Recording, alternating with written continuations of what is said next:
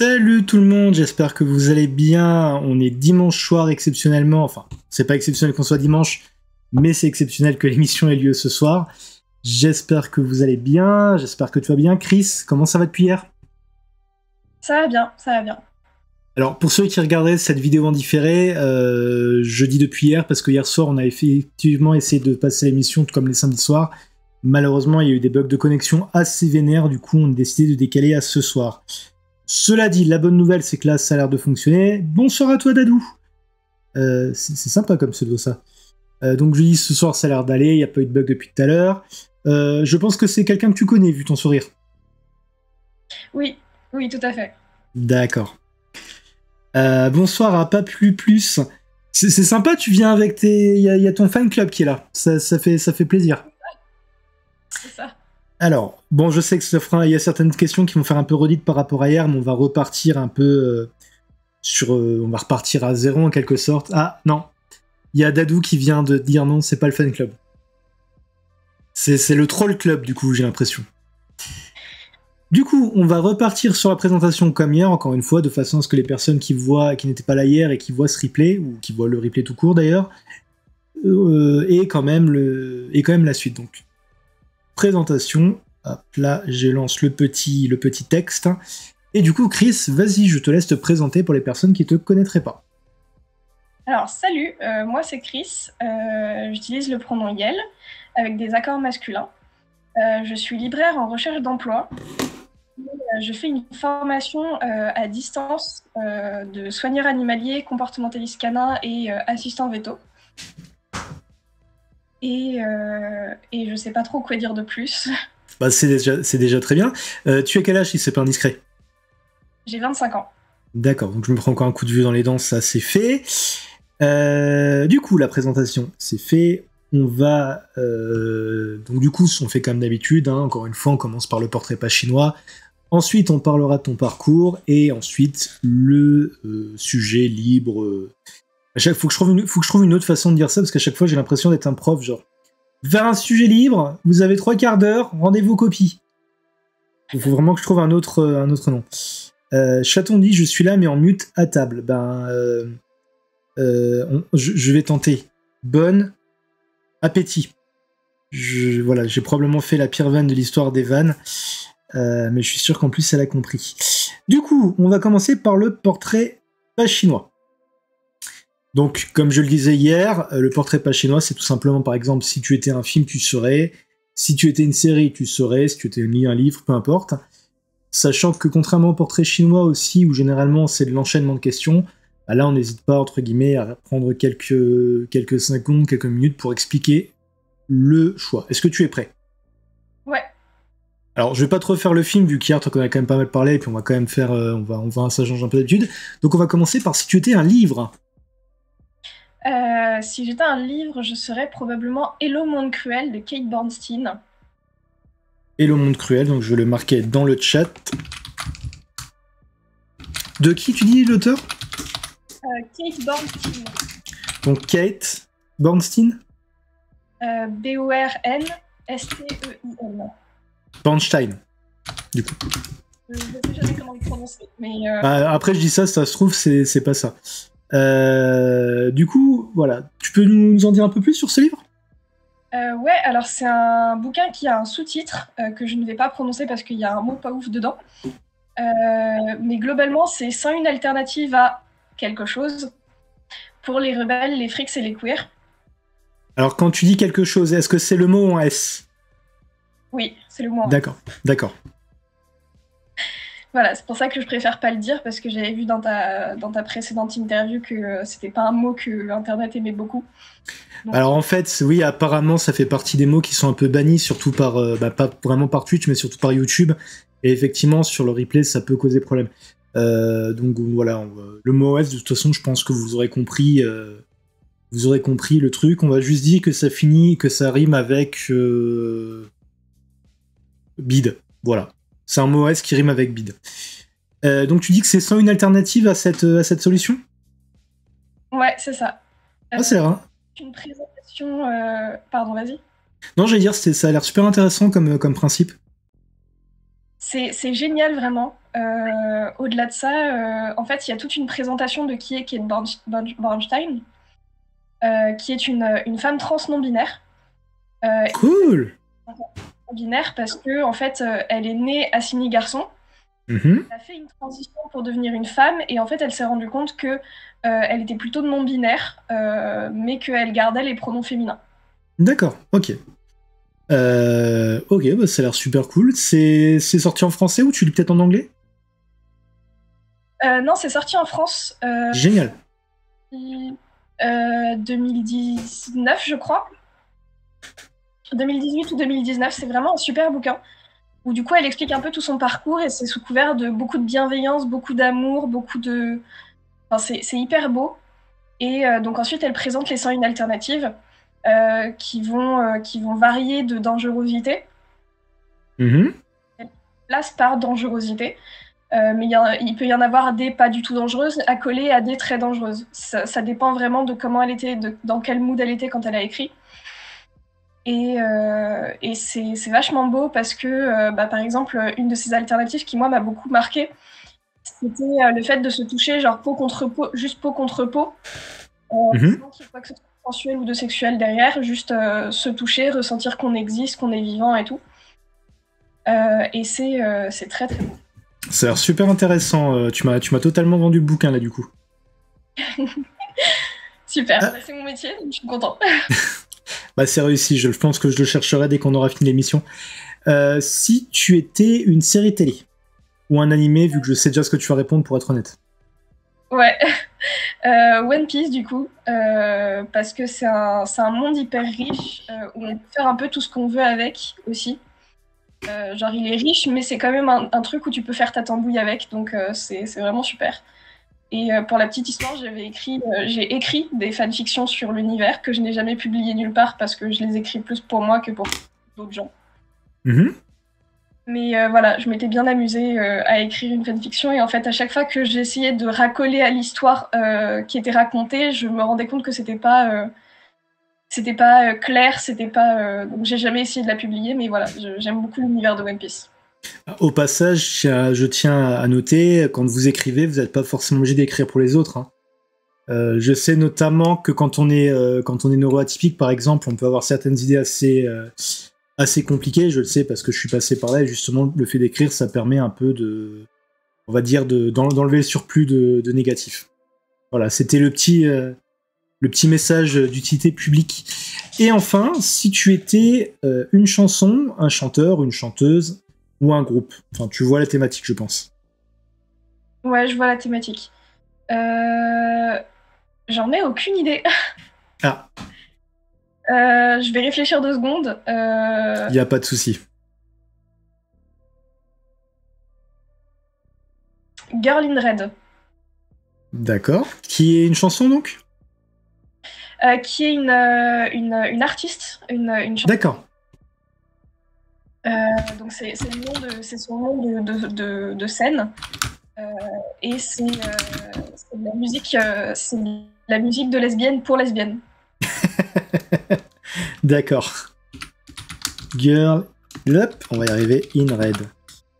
C'est marrant, ça me fait penser, alors je pense que c'est une totale coïncidence, mais ça me fait penser à la femme à la robe rouge justement dans Matrix, qui est une allégorie de la transidentité. Donc du coup, c'est un lien involontaire qui est probablement pas voulu, mais ça me fait penser à ça. Mais tout me fait penser au cinéma, donc en même temps. Et bah tu sais quoi, on va passer du coup à la suite. Ton parcours. Loup. Voilà. Alors, ce que je te propose, déjà, je vais te poser la même question que je posais à pas mal d'invités. Qu'est-ce que ça fait d'être une personne non binaire de 25 ans en 2023? Merci pour le lien, chaton, du coup.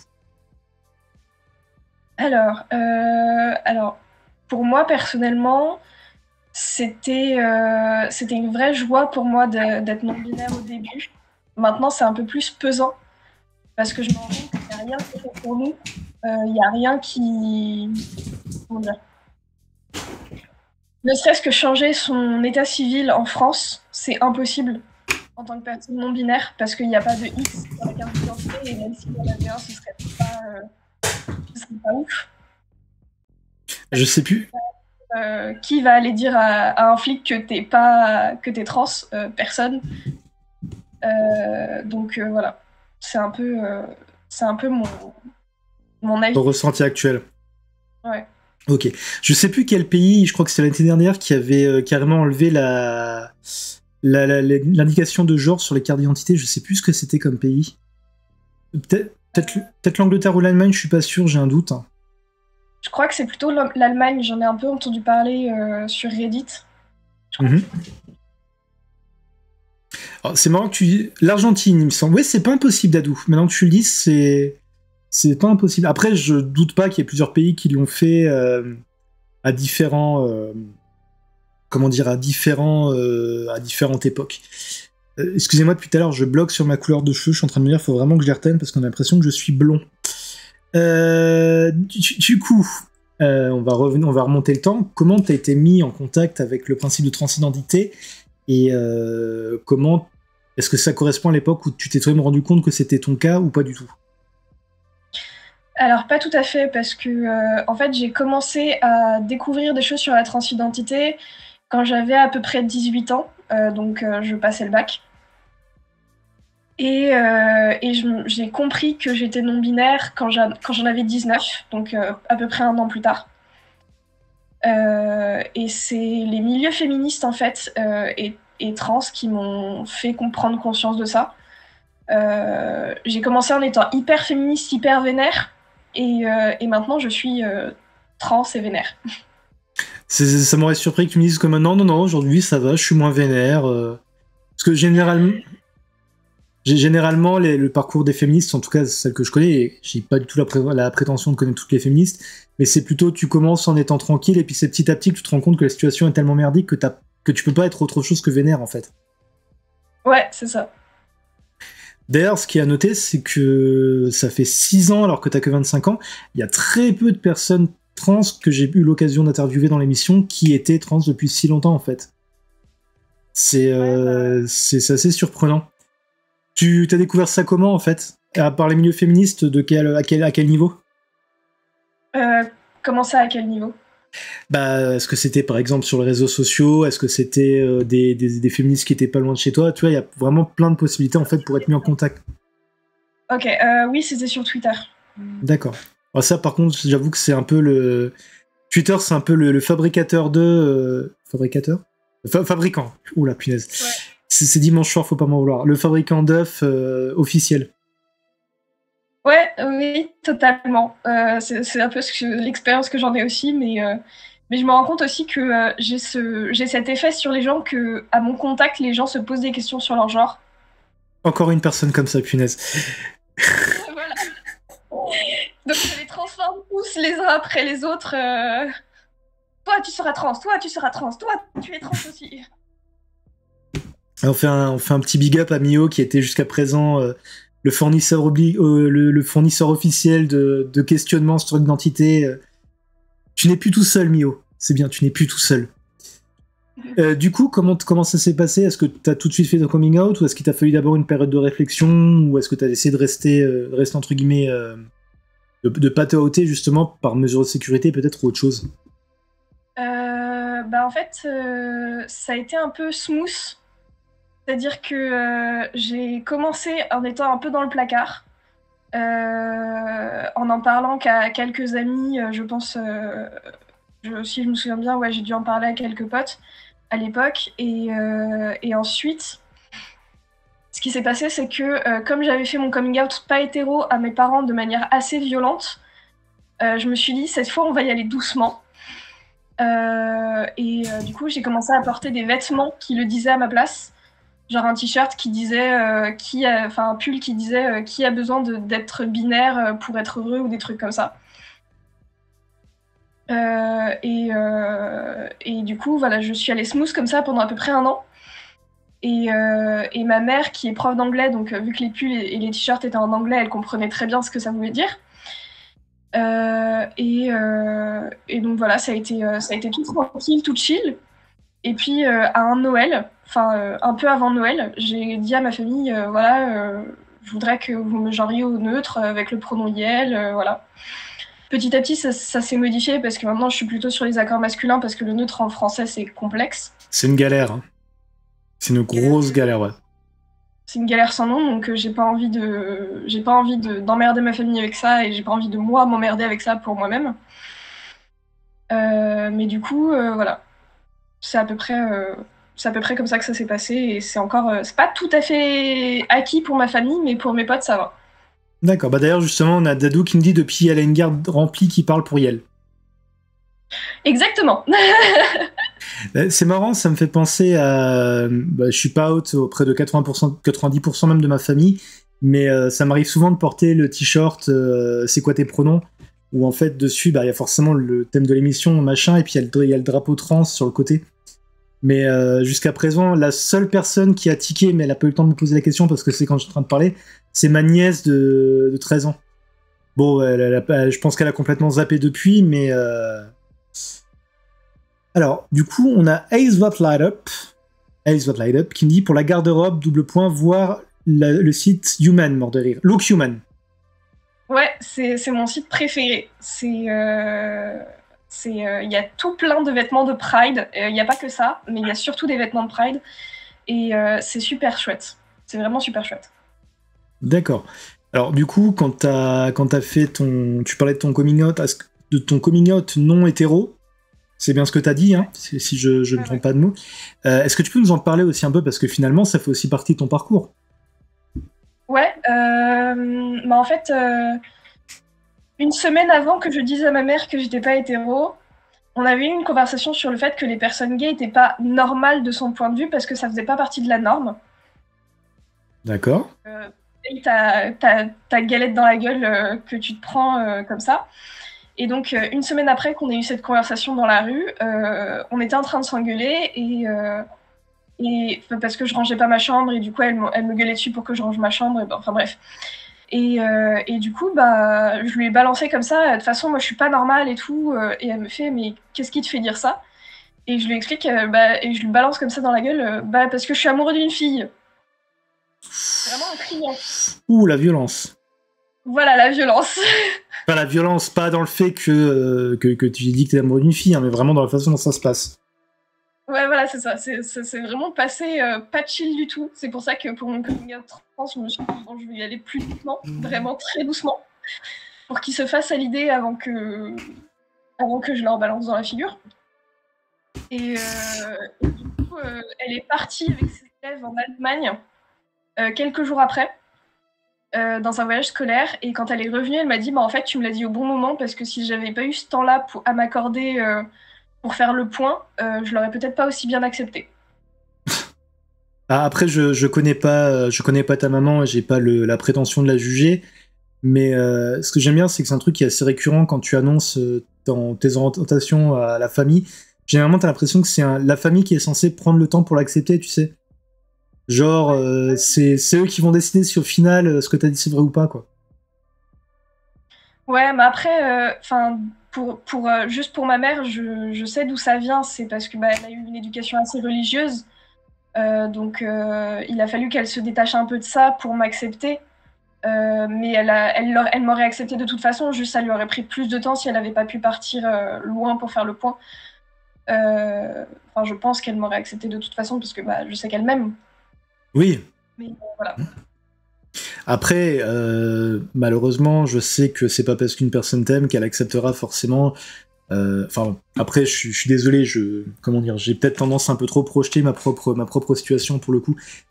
Justement, pour la petite histoire, hier, je t'expliquais que hier même, j'avais dit à l'antenne que l'émission me faisait du bien parce que justement, j'avais eu ce repas de famille hier midi donc. Et mon frangin, qui n'est pas du tout au courant pour moi, bien évidemment, tout comme ma mère, tout comme les enfants, ils ont eu une discussion assez houleuse, on va dire, sur le principe d'être, ne serait-ce que d'être gay, en fait, ce qui n'est pas mon cas pour le coup. Mais voilà. Dadou nous dit force à toi, peu importe pour qui c'est très gentil, donc merci Dadou. Peu importe qui c'est, je sais pas si du coup tu parles pour Chris ou pour moi, mais dans les deux cas, je pense qu'on peut te dire merci. Alors du coup, ça fait 6 ans que t'as fait ton coming... Enfin, que du coup, t'as fini par faire ton coming out non-binaire concrètement, ou t'as juste laissé les messages petit à petit? Non, j'ai Merci de. fini par la traitement 1 an après avoir commencé avec les messages. Euh, et, euh, et ça s'est très bien passé, globalement. Ma sœur m'a posé une question qui m'a beaucoup marquée, c'était est-ce qu'on doit en parler aux grands-parents? Et je lui ai dit non, surtout pas! Effectivement. Effectivement. Je vais pas dire hommage à sa mémoire parce que c'est un gros connard. Il était vraiment, il était hyper raciste, hyper transphobe, hyper homophobe, hyper tout. Ouf. Donc ma sœur m'a posé la bonne question et du coup on n'en a surtout pas parlé aux grands-parents. Maintenant ma grand-mère, qui est la seule qui me reste, est au courant. Bon, elle me genre pas comme il faudrait. Elle essaie même pas en fait, mais elle m'accepte. C'est le plus important. D'accord. Ah, c'est toujours compliqué ce genre de situation quand t'as des personnes entre guillemets qui t'acceptent mais qui concrètement font pas vraiment d'efforts pour faire comme il faudrait, quoi. Ouais, après elle est vieille, hein. Elle a plus de 80 ans, je crois qu'elle en a 86, 87 cette année. Ah ouais. J'attends pas de sa part qu'elle fasse des efforts, genre c'est trop tard. Je me fais pas d'illusions, c'est trop tard. D'accord. Bah, après, j'ai envie de te dire, c'est tant que toi tu es d'accord avec ça, c'est le principal, hein. Je sais que justement, j'ai eu récemment une pote dont la sœur a fait son coming out trans, a transitionné. Ah pardon, oh là, excusez-moi, j'ai dit une bêtise. Son frère, du coup, a fait son coming out trans, a transitionné. Et la pote m'expliquait qu'elle avait dit à son frère qu'elle était incapable de la genre au féminin ou de l'appeler par son prénom. Pourquoi? Parce qu'elle l'avait toujours connu comme étant sous tel nom et tel genre, en fait. Et moi, personnellement, quand j'entends ça, ça me fait un peu grincer les dents, mais d'un autre côté, je me dis, si le frère en question, lui, ça lui fait rien, je pense qu'on n'a pas forcément besoin de dire aux concernés comment ils sont censés réagir par rapport à leurs proches, en fait. Ouais, effectivement. Donc si du coup, pour toi, c'est ok avec toi, ben tant mieux au final, hein. Ouais, mais c'est vraiment la seule personne de mon entourage que j'accepte de ne faire aucun effort. Parce que justement, je me dis, elle, de toute façon, c'est trop tard. Genre, elle a déjà un pied dans la tombe sans vouloir être méchant. Voilà, je m'attends pas à grand chose de sa part. Le reste de ma famille, le reste de mon entourage, je leur demande de faire l'effort parce que je sais que pour eux, c'est pas trop tard. Et ça se passe bien? C'est houleux. Ah, c'est quoi? C'est une question d'idéologie ou simplement de... C'est globalement, disons qu'ils préfèrent leur confort de pas faire d'efforts à mon bien-être pour l'instant. Mais on en a parlé encore aujourd'hui. Je leur ai expliqué que c'était compliqué pour moi d'accepter ça et voilà. Et ils m'ont dit oui, oui, promis, on va faire des efforts. Et puis ils m'ont dead name juste après. Oh punaise. Donc voilà.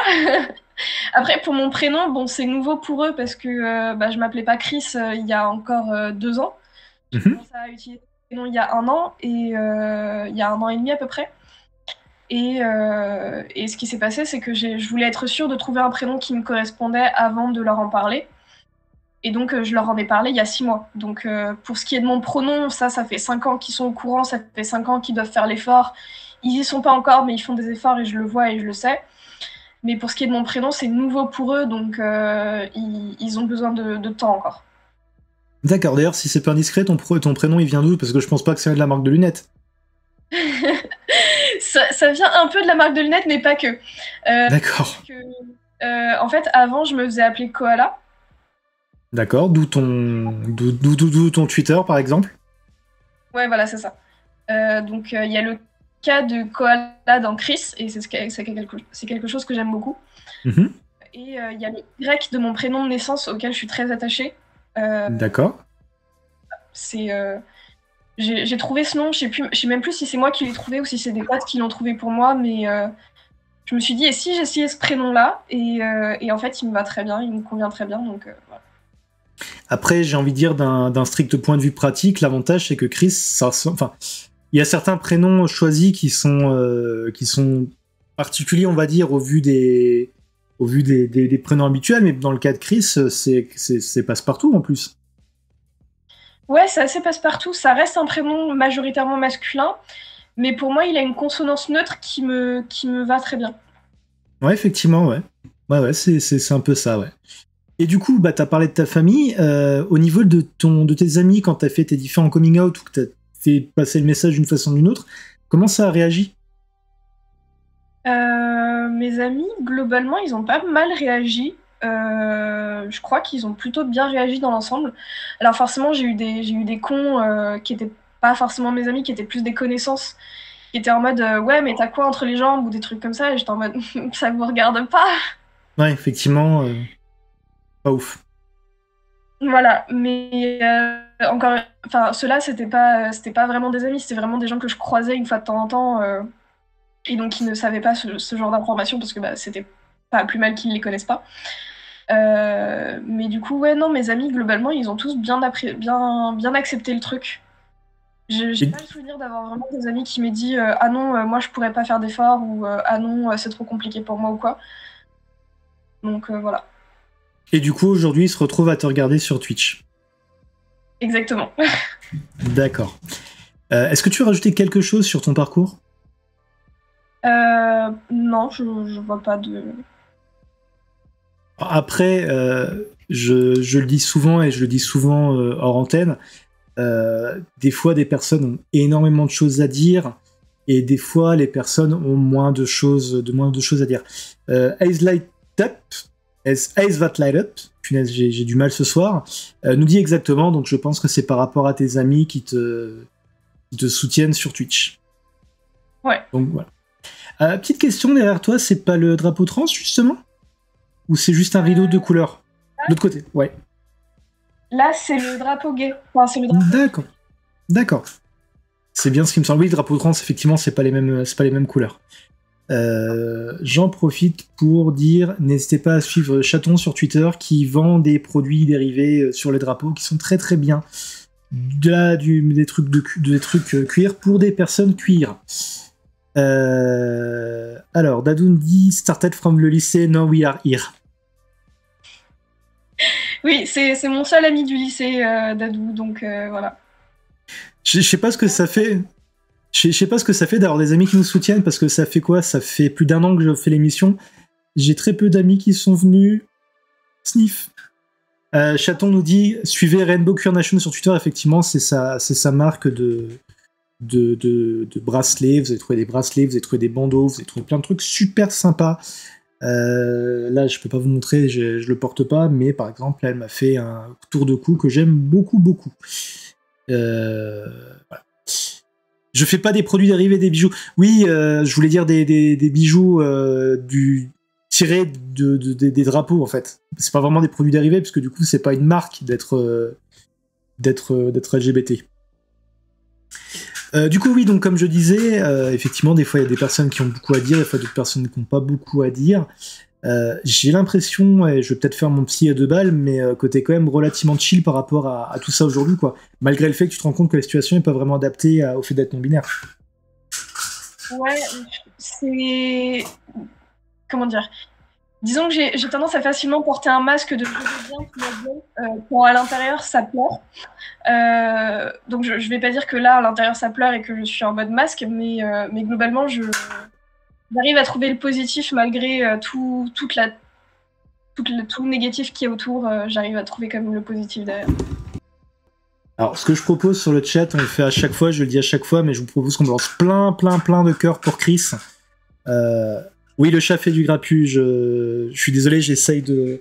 C'est pour ça que vous me voyez regarder. Attendez, excusez-moi, je vais juste m'éloigner de la caméra 2 secondes pour piquer ce que le chat est en train de bouger.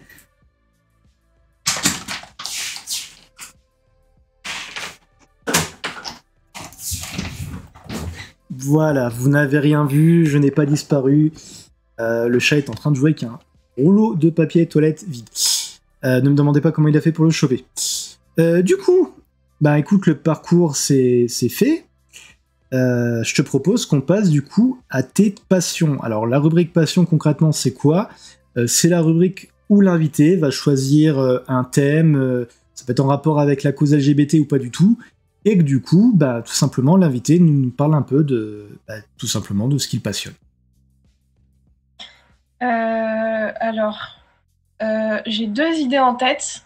Je vais vous laisser décider, toi et le chat, de ce que vous préférez. Je peux vous parler de Patin à glace ou vous parler d'une série qui est géniale qui s'appelle Our Flag Means Death. Voilà. Bah, écoute, moi, ce que je te propose, vu qu'on est un petit peu, il est un peu tôt, je te propose que tu nous expliques un peu les deux, quoi. Pourquoi ça te passionne tellement? Ok. Le patin à glace, en fait, j'ai toujours rêvé d'en faire. Quand j'avais 13 ans, mon père m'a amené dans une patinoire. Ça s'est hyper bien passé. C'était une époque où j'avais souvent des lubies. Genre, je m'intéressais à un truc et puis je l'abandonnais au bout de 3-4 mois. Donc, avant de me payer des cours, mon père il m'a dit bah écoute, on va voir si ta passion pour les patins à glace continue. Donc, pendant 2 ans, tous les dimanches matins, on allait au patin à glace. Ah, sympa! En tant que voilà, en tant que visiteur, on allait faire du patin ensemble, c'était super chouette.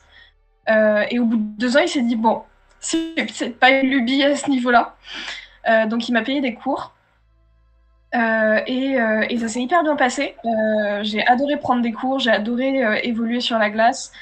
J'adore la sensation quand tu entres sur la glace et qu'il fait vraiment très très froid et que tu te réchauffes petit à petit en faisant des exercices ou des trucs comme ça. C'est vraiment un sentiment que j'adore. Et du coup, voilà, j'en ai pas fait tous les ans parce que ça coûte cher. Et des fois, il fallait que je choisisse entre une activité et une autre. Donc, le patin à glace passait un peu à la trappe. Mais il y a une patineuse que je trouve absolument incroyable. Si vous avez du temps, allez sur YouTube et tapez Surya Bonali. Je peux l'écrire dans le chat si ça vous intéresse. Attends, à la rigueur, dis-moi comment ça s'écrit, je vais le noter tout de suite. Surya, Surya. Bonali? Bonali. Comme ça se prononce? D'accord. Le patin à glace, ça fait tellement longtemps que j'en ai pas fait, mais c'est vrai que c'est vraiment assez cool comme sensation. C'est vraiment génial. C'est un truc que j'adore. Bon, alors par contre, quand j'en faisais, je sais pas si c'est... patineuse très connue, nous dit Chaton. Je sais pas si c'est pareil pour toutes les patinoires, parce que pour être honnête, j'en ai vu qu'une seule. C'est la patinoire de Strasbourg, pour la petite histoire, qu'on représente. Et je sais que ce qui était pas mal, c'est que t'avais une espèce de bienveillance, en fait. Parce que tout le monde, évidemment, n'était pas au même niveau. Donc, genre, par exemple, moi, ça, c'était moi, mais ça, c'était le bord de la salle, en fait. Parce que forcément, j'avais pas confiance, et du coup, j'étais limite à me tenir au bord. Mais c'est vrai qu'effectivement, c'était assez chill dans mes souvenirs. Ouais, il y a vraiment tout un... Alors, c'est un peu classiste des fois, dans le sens où si tu peux pas te payer des cours ou des trucs comme ça, t'es pas forcément... tu progresses pas très vite, forcément. Il y a... Ouais, je sais pas, j'ai la sensation, en tout cas, que de mon côté, c'est un peu classiste et un peu sexiste, parce que les couples qui font de la danse sur glace, c'est toujours un homme, une femme, et jamais l'inverse. Enfin, c'est jamais femme ou 2 hommes. Mm-hmm.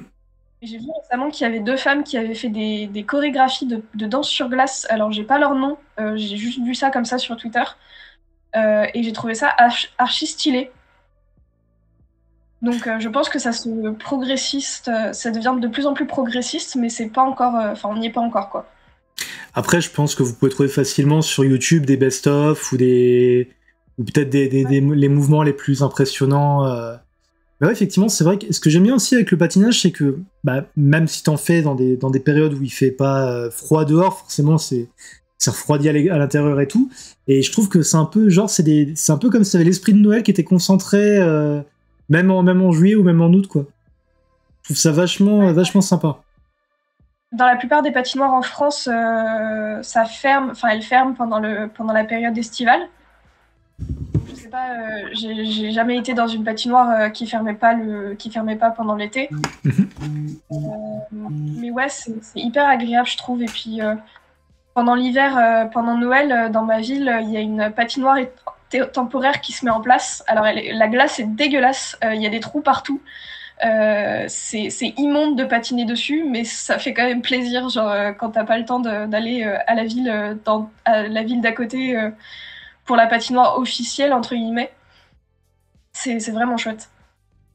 Bah oui, après je dis ça, moi je me rappelle quand j'étais, ça devait être... Alors déjà faut que je revisualise le truc parce que ça doit faire facilement 10 ans. Mais genre quand j'y étais, c'était octobre ou peut-être pas septembre, mais enfin genre il faisait pas encore dehors, c'était pas encore l'hiver, quoi. On va dire c'était l'automne. Ouais. D'ailleurs, maintenant que je me rappelle, je crois que j'étais aussi à une patinoire quand j'habitais à Caen. Et ça, par contre, c'était en été. Après, j'imagine que c'est peut-être selon le budget, parce que c'est pareil, faire tenir une glace alors que dehors il fait 30 degrés, ça doit pas être le truc le plus simple non plus, quoi. Ni le plus écologique. Non. Et donc, du coup, t'as pris des cours et tu te débrouilles sur les patins ou t'es comme moi et t'es resté à un niveau très bas? Alors, je me débrouille sur les patins. Je fais des trucs, genre je fais le saut de valse, par exemple, que j'ai maîtrisé maintenant, enfin presque. Mais globalement, je fais pas de trucs de ouf non plus. Enfin, genre, je me débrouille pas trop mal, mais, euh, mais j'en suis quand même à un niveau assez bas. C'est-à-dire que bah, avec toutes les années d'expérience que j'ai, techniquement, je devrais avoir un niveau beaucoup plus haut, mais c'est pas le cas. Alors, est-ce que c'est quelque chose justement comment dire? Est-ce que c'est juste toi qui le regrette? Ou, enfin, je veux dire, de la façon dont t'en parles, t'as l'air super humble, donc je suis même limite en train de me demander si c'est pas toi qui t'en demande trop, en fait. Alors, je m'en demande sûrement trop parce que j'ai pas beaucoup de confiance en moi et le fait d'être capable de faire D'accord. valorise un peu. Mais vraiment, je suis pas humble en disant que j'ai pas un niveau pas ouf. Genre, j'ai pas un mauvais niveau, mais j'ai pas un niveau excellent. D'accord. Bon, au moins, tu tiens debout, quoi. Oui, voilà. Ce qui est déjà très compliqué. D'ailleurs, petite curiosité, est-ce que le premier truc qu'on vous apprend aussi quand on apprend le patinage, c'est à tomber? Alors, pas forcément. Ça dépend des cours que tu prends, mais ouais, c'est souvent un truc qu'on nous apprend assez tôt. Parce que, en fait, t'apprends assez vite que plus t'as de vitesse et moins tu te fais mal sur la glace. Ce qui ne peut pas être dit du même des rollers, par exemple. Oui. Plus tu vas vite, plus tu te fais mal. Euh, mais ouais, le patin, ouais, on nous apprend assez vite à tomber et à tomber correctement. Parce que tu peux vraiment te faire très mal en tombant sur la glace. Genre, moi, le pire que je me sois fait, je crois, c'est me fêler 2 côtes. Ouch. J'ai des potes qui ont fait bien pire. Après, je sais pas si tous les patins sont comme ça, mais les patins à glace, c'est littéralement des pompes avec des lames en dessous, donc Ouais. donc ça peut aller. Alors du coup, je suis curieux, ça va. En fait, plus tu vas vite, c'est pourquoi? C'est parce que quand au lieu de t'arrêter, tu glisses justement. Tu vas tellement vite que t'es emporté par ta vitesse. Ouais, en fait, non, c'est pas ça, c'est juste quand tu tombes et que t'as pas de vitesse, tu tombes directement à plat sur la glace. Et du coup, Ouais. ça fait très mal. Genre, c'est là que je me suis fait les 2 côtes, par exemple. D'accord. Et plus tu as de la vitesse, et en fait, en tombant, tu vas rester dans ta vitesse, et donc tu vas juste glisser au lieu de vraiment tomber à plat. Ouais, c'est vrai que ça paraît logique en fait. Et donc voilà, ça fait l'effet de tu te fais moins mal en ayant de la vitesse qu'en n'en ayant pas. D'accord. Oui, c'est vrai qu'effectivement, ça me paraissait surprenant, mais non, en fait, c'est pas déconnant, hein. Et du coup, attends, ça fait combien d'années que t'en fais? J'ai commencé quand j'avais 13 ans, mais j'ai commencé les cours quand j'en avais 15. Donc, D'accord. Ah oui, donc effectivement, c'est pas un truc qui t'est passé en 2 mois, quoi. non. Après, ça fait un moment que je suis pas allée sur la glace là parce que bah, j'ai pas eu l'occasion et que comme je suis de retour chez mes parents, bah, la patinoire est loin. Genre, il faut traverser 3 villes pour y parvenir, donc je sais pas Ah ouais. où tu fais. Ouais, je peux comprendre, ouais. Voilà, et comme je ne suis pas véhiculée, que je n'ai même pas le code ou le permis, quoi que ce soit, je peux pas y aller seule. Et en fait, même en y allant seule, c'est pas ce que je préfère. Genre, je préfère y aller avec des gens et m'amuser avec ces gens-là, quitte à m'entraîner un peu dans mon coin pendant que les gens s'habituent petit à petit à la glace. Et faire des allers-retours comme ça, je passe un peu de temps avec mes potes ou avec ma famille qui vient avec moi et je m'entraîne dans mon coin. Alors, je sais pas si c'est pareil, mais ce que j'aimais beaucoup dans la patinoire où la patinoire où j'étais, c'est la patinoire de Strasbourg une fois de plus, c'est que t'étais limite, alors très limite évidemment parce que tu peux pas faire la même chose, mais c'était limite ambiance boîte de nuit en fait.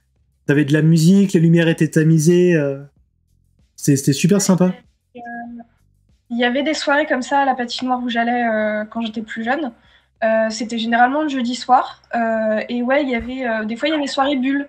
Genre Ah oui, cool. sur la glace et c'était assez stylé. Ça devait être, par contre, là, tu devais faire trois fois plus attention, quoi.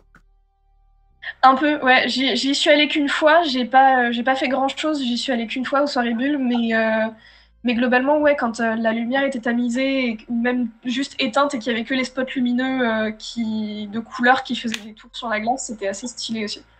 C'est vrai que la patinoire, justement, de par le côté glisse et tout, quand tu regardes ça, c'est assez... c'est limite une vision un peu chelou, en fait. Parce que justement, comme les gens glissent, t'as vraiment une image... C'est assez bizarre à expliquer au final, mais c'est assez... Rien que le fait de regarder une patinoire avec des gens qui glissent dessus, moi, je trouve que c'est très apaisant, en fait. Ouais, je suis d'accord. Bah écoute, hein. Non, je comprends. Maintenant, j'ai juste envie de refaire du patin à glace, alors que ça fait 10 ans que j'en ai plus fait, mais j'ai envie d'en refaire. Donc, je suis... Voilà, bravo, l'objectif est atteint. J'en profite, si vous avez des questions, quoi que ce soit sur le chat, même si du coup vous êtes beaucoup à être des amis de Chris, n'hésitez pas, hein, l'invité, quand il participe à l'émission, a signé un papier qui dit qu'il doit répondre aux questions du chat. Non, c'est pas vrai du tout. C'est pas vrai du tout. C'est pas vrai du tout. Mais oui, n'hésitez pas si vous avez des questions, des remarques. Hein. Bien évidemment, je sais qu'il y a pas mal de nouveaux sur le chat, donc n'hésitez pas. Et du coup, ton autre passion, c'était alors Flag Min Dev, c'est ça? Ouais. Alors du coup, je sais à peu près ce que c'est, mais est-ce que tu peux un peu raconter pour les personnes qui connaîtraient pas? Alors, pour les personnes qui ne connaîtraient pas, Our Flag Means Death, c'est une super série queer, mais vraiment super série queer, genre top niveau, qui a été faite avec très peu de budget. Et quand tu vois les décors, tu peux te dire ok c'est un peu cheap, mais quand tu vois les costumes, tu te dis ok. Et en fait, c'est une série sur deux pirates de la vraie vie, donc Steve Bonnet et Barbe Noire, qui se rencontrent et qui tombent amoureux. Évidemment. Alors, Évidemment.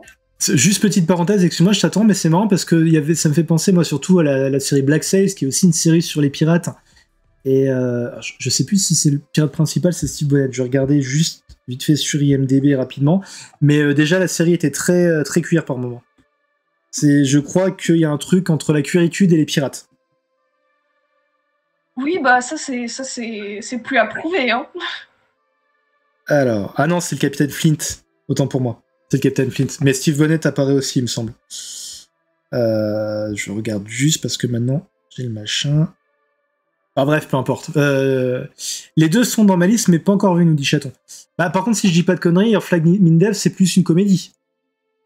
C'est vraiment une comédie, il y a très peu de gore. Il y en a un tout petit peu au début, tout au long de la saison 1, mais vraiment très très peu. Genre ça va être un mec qui crache du sang par exemple, c'est mon niveau de gore que j'accepte. D'accord, donc par rapport à Black Sails, c'est beaucoup moins violent. Probablement parce que j'ai pas vu Black Sails, mais je te crois sur parole. D'accord. Et du coup, qu'est-ce qui fait que la série te plaît tellement? Est-ce que c'est juste parce que c'est cuir ou est-ce qu'il y a d'autres qualités, on va dire? Alors c'est principalement parce que c'est queer, mais vraiment je suis arrivée dans cette série sans savoir trop ce qui allait se passer. J'avais juste vu des fanarts sur Twitter et tout, et je me suis dit bah vas-y, je sais pas quoi faire, donc je vais regarder ça. Ce qui finalement est le résumé de toutes mes grandes découvertes cinématographiques et musicales, c'est je ne sais pas trop quoi faire, donc faisons ça. C'est exactement pareil pour moi. Voilà, c'est comme ça que j'ai découvert One Piece par exemple. Enfin bref, et du coup j'avais juste vu vite fait des fanarts qui shippaient Blackbeard, donc Barbe Noire, et Steve Bonnet. Mais très très vite fait, et je me suis dit bah c'est parti, je vais partir pour du queerbaiting de ouf. Et en fait non, pas du tout. Déjà il y a un personnage non binaire dans la série qui est joué par un acteur non binaire. Et c'est hyper beau en fait à voir de se dire ça. Il n'y a pas que le couple principal qui est mis en avant, il y a aussi un couple de personnages pas tout à fait secondaires parce qu'ils font partie des personnages principaux qui sont présentés dans la série, mais qui sont un peu secondaires par rapport aux deux gros personnages principaux, donc Steve Bonnet et Barbe Noire. D'accord. Et donc il y a une romance, entre ces deux personnages-là. Il y a une romance entre d'autres personnages. Enfin, vraiment, c'est de la comédie, de la romance partout, et c'est beau, et c'est mignon, et c'est pirate, et c'est très chouette. Alors, juste deux choses. La première, queerbaiting, pour ceux qui ne sauraient pas, c'est quand une série te tease quelque chose qui va être queer, mais qu'au final, il passe jamais le pas. Par exemple, la série Sherlock, c'est très, très queerbait par moment, et sauf qu'à aucun moment, les deux se pécho, quoi, Watson et Sherlock. Et ensuite, je viens de me rendre compte d'un truc, mais One Piece, alors Flag Mindef, t'as un truc avec les pirates, en fait. Alors, on pourrait croire, pas vraiment juste dans la fiction. D'accord. Ça là, c'est vraiment surtout dans la fiction. J'ai quelques infos sur des pirates, mais de la vraie vie, j'entends. Mais globalement, je les préfère dans la fiction. Bah, après, les pirates dans la vraie vie, c'était pas non plus super, super, comment dire. Déjà, c'était pas forcément super hétéro, et en plus, bah, forcément, c'est moins romancé que les séries. Il y a pas plus qui me dit c'est son côté gender anarchiste.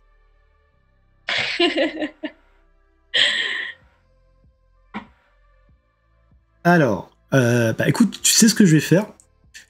Je vais tranquillement, pour finir l'émission, je vais te proposer un mini-jeu. Alors, tu l'as déjà fait, mais tu l'as fait plus long. Je te propose, aussi bien pour le patinage que pour un Flag Mindef, de nous dire juste en une phrase pourquoi. Pourquoi je les aime? Oui. Donc pourquoi on devrait, par exemple, s'y intéresser. En une phrase. Je sais que c'est super compliqué, mais c'est un peu l'idée. Ok.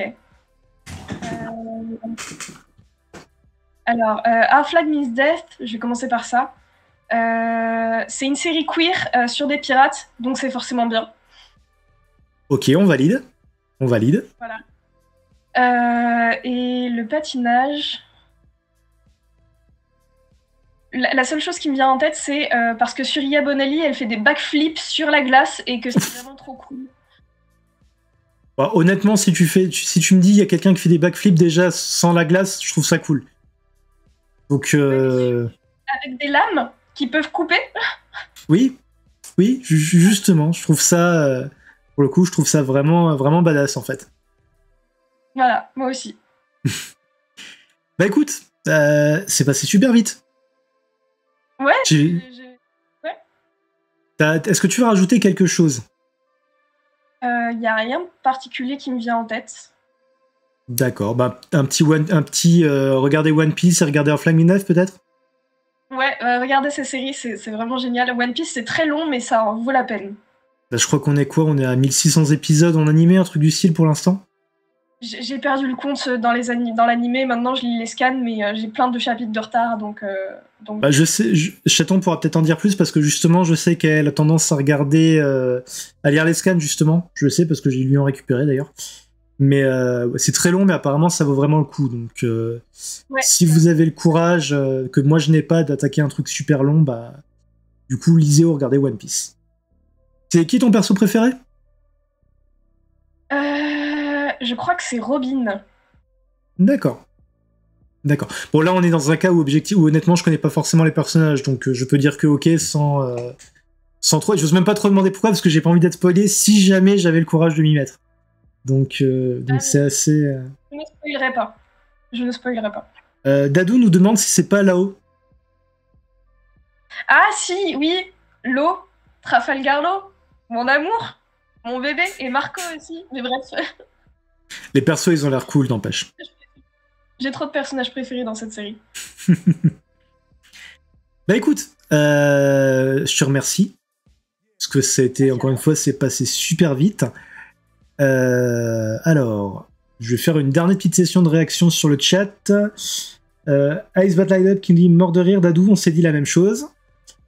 Et ensuite, Chaton nous dit le meilleur perso, c'est Bonclay, ou Bonclay, je sais pas trop comment ça se prononce.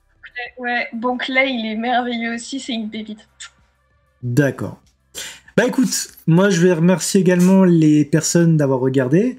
J'espère que ça vous a plu. Comme d'habitude, si ça vous a plu, n'hésitez pas à follow la chaîne, à vous abonner à la chaîne si vous voyez le replay, enfin tous les trucs qui pourraient être très cool. Encore une fois, merci Chris. Et puis, alors, je vais vous faire rapidement le petit programme de la semaine. On se retrouve samedi prochain, bien évidemment, pour l'émission. On se retrouve jeudi soir pour Sako Sketch. Je sais que je vous fais le truc à rebours. Et on se retrouve demain soir, mais sur le chat, sur le Twitch de Console Fun Live pour continuer Silent Hill 2. D'ici là, portez-vous bien. Merci à tous. Chaton, je t'aime. Et moi, je vous dis à très bientôt.